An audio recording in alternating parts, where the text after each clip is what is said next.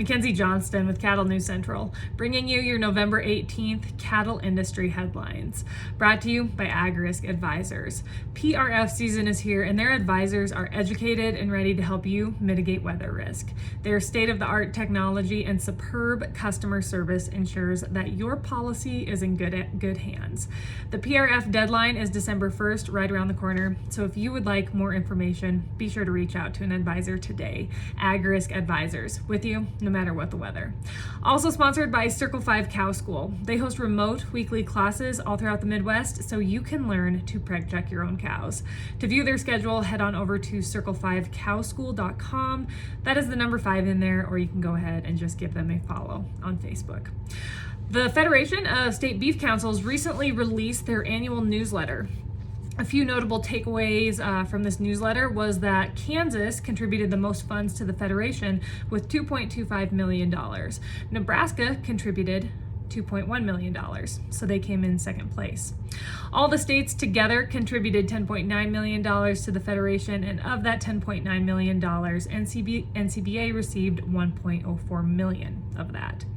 For those of you that might not be aware, the Federation of State Beef Councils is an organization that represents the 45 qualified state beef councils that collect the $1 per head beef checkoff.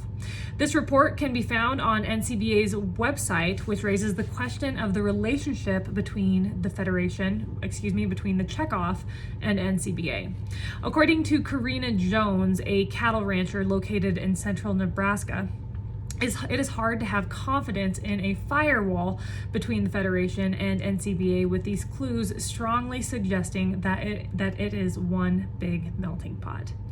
Tri-State Livestock News has reported that according to Eric Jennings, he is the South Dakota Cattlemen's Association president, the newly introduced Cattle Contract Library Act of 2021, which was introduced back on October 20th by Representative Dusty Johnson of South Dakota, that act is just what the cattle industry needs to increase transparency in our markets, specifically with fat cattle formula contracts.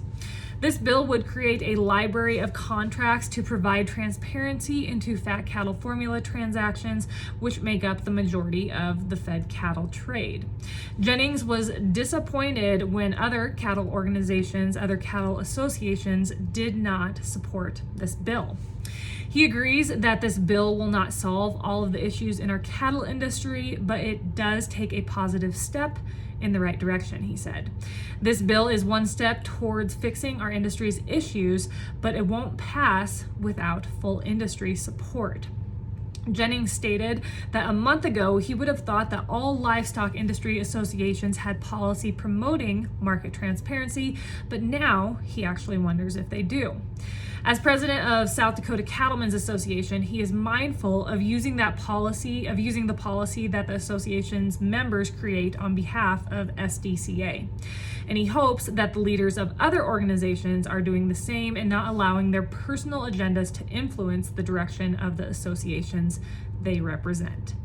Finally, CNN Business has reported that McDonald's is now featuring their McPlant burger, a plant-based patty created in partnership with Beyond Meat, at 8 restaurants across our nation. The restaurants are found in California, Iowa, Texas, and Louisiana. In case you did not know, the McPlant burger is made up of peas, potatoes, and rice. That is all I have for you guys this morning. Short and sweet. Have yourself a tremendous Thursday. I'll see you later.